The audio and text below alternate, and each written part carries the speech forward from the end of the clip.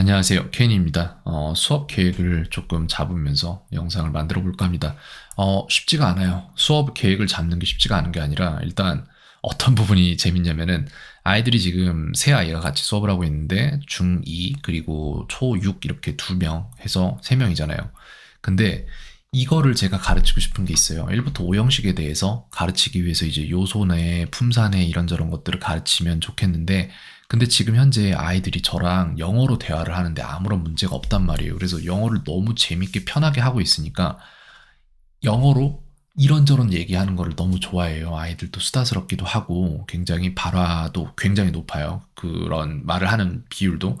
그렇기 때문에 이거를 그렇게 아이들이 좋아하는 그냥 말하기 수업이 있는데 그거를 내려놓고 문법을 가르치는 게 맞는가라는 생각을 해보면 솔직히 맞거든요. 양립될 수 있는 부분이고 그렇기 때문에 한쪽이라도 포기하고 싶진 않아요. 근데 이렇게 해서 아이들에게 물론 이런 문법을 가르칠 때 전부 다 영어로 원어로만 가르치고 있지만 그럴 때 아이들이 지루해하는 게 눈에 보여요. 어떻게든 듣겠다라는 의지는 있는데 근데 평소처럼 자기들이 말하고 이런저런 거 수다 떨고 이런저런 말로 장난치고 이런 거를 하고 싶은데 근데 이거를 좀 참아내야 된다는 거에 지루함이 표현하려고 하는 게 아닌데 분명히 보여요. 제 눈에는. 그래서 그게 되게 미안한 거예요. 근데도 지금 이 시점에서 자기가 맘대로 쓰던 것들이 사실은 이런 식으로 구성이 되어 있고 그렇게 구성된 것들이 이런 식으로 이런 식으로 다시 재조합되면은 또 다른 방식의 문장들이 만들어질 수 있다. 이런 것들을 위한 디딤돌을 지금 제가 놔줘야 되는 부분인데 근데 이게 재밌는 거예요. 디딤돌이라 함은 제가 놓아주는 것을 밟고 아이들이 올라가야 되는데 아이들은 올라가고 싶어하는 마음은 없어요. 지금 현재. 그래서 이게 지금 애매한 거예요, 저는. 첫 번째로 이것은 내 욕심인가가 애매한 거고, 두 번째로 이것은 내 욕심이 아니라면은 아이들이 아직 모르는 부분을 미리 줘야지 아이들이 나중에 수월하게 갈 거를 생각을 해서 아이들을 미리 신경 써줌인가가 저는 지금 약간 저 스스로에게 자문을 하게 되는 상황이에요. 그거 맞아? 라고. 그래서 제가 지금 어렵다고 말씀을 드린 거였고요. 그럼에도 불구하고 저는 이번 수업에는 문법적인 부분을 좀 다루려고 합니다. 근데 지금 예를 들어서 이제 중학교 2학년 아이 레일라랑 그다음에 클로이랑 그다음에 에리얼 이렇게 수업을 같이 듣고 있는데 레일라 같은 경우에는 이런 부분들을 대부분 알아요. 4형식이랑 5형식이 헷갈리는 건 있어요. 두 개가 얘가 4야 얘가 5야 이게 헷갈리는 것뿐이에요. 사용을 못 한다가 아니라. 그래서 그 부분을 이용을 해서 만약 가능하다면 제 수업에 제가 이 세 아이를 한꺼번에 가르쳐서 똑같은 걸 가르치는 게 아니라 이걸 이미 알고 있는 레일라가 두 아이를 가르치는 수업을 하나를 따로 편성을 하고 거기에서 제 수익이 발생 안 하면 되는 거잖아요. 그죠? 그러면 아이들이 제 수업에서는 즐겁게 대화를 할 수 있으며 제 수업이 아닌 시간에 레일라가 두 아이를 가르칠 수 있고 필요하다면 그 부분에 대해서 레일라에게 수업료를 지불해도 될 부분이고 그렇다면 여기에서 질문해야 될 거는 그 수업료를 내가 지불하는 게 맞는가? 아니면 클로이랑 에어리얼이 각자 지불하는 게 맞는가?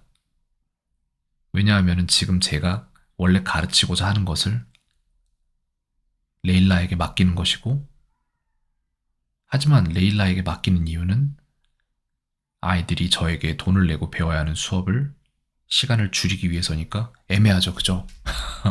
이런 마음인 거예요. 네, 가감 없이 그냥 그대로 말씀드리고 있습니다. 의식의 흐름대로.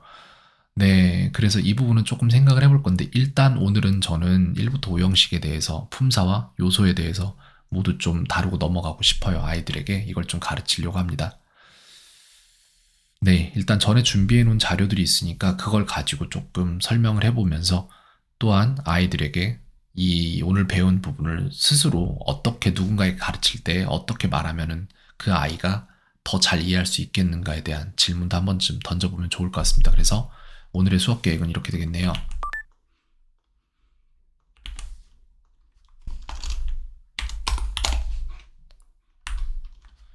품사, 요소, 그리고 1부터 5형식, 그리고 이에 대한 설명이 되겠어요.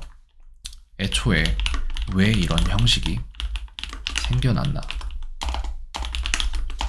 이런 질문을 해볼 필요가 있어요. 이런 질문을 안 하기 때문에 아이들이 이해를 못하는 겁니다. 왜 이게 있어야 되는지를 모르는 거거든요. 인간은 이득이 아니면 하지 않습니다. 아이에게 이걸 가르쳐내겠다는 것은 저의 이득인 거고, 아이들이 이걸 배우겠다는 것은 아이들의 이득이에요. 그래서 아이들 입장에서 설득을 할 줄 알아야 됩니다. 그 다음, 품사와 요소는 왜 똑같은 걸 굳이 두 개의 상자에 나눠 담았나? 이 부분도 아이들에게 설득해내도록 하겠습니다. 그래서 이 두 부분이 될 것 같아요. 이걸 한 다음에, 그 다음에는 이제 제가 볼 때 독해 쪽으로 수업을 진행을 할 것이고, 독해 쪽으로 진행을 할 때 아이들이 배운 품사, 요소 1부터 5 형식들이 어떻게 거기에서 관계가 있는 것인지에 대한 얘기를 좀 다뤄볼까 합니다. 벌써부터 아이들한테 좀 미안해지네요. 아이들 막 수다 떨고 싶은 아이들인데, 하지만 이번 시간에는 좀 마음 단단히 먹고 그런 식으로 가보도록 하겠습니다. 여기에 대한 의견 있으시면 언제든지 말씀 주세요. 제가 먼저 문자를 드리는 게 맞는 것 같기도 합니다. 오늘 수업 끝나고 나서 오늘은 제가 모르겠고 이번 주 내로 한번 이 부분에 대해서 연락을 드리도록 하겠습니다. 네, 그렇게 수업 계획을 말씀드릴 수 있겠네요. 켄이었습니다. 오늘 하루도 평온하세요.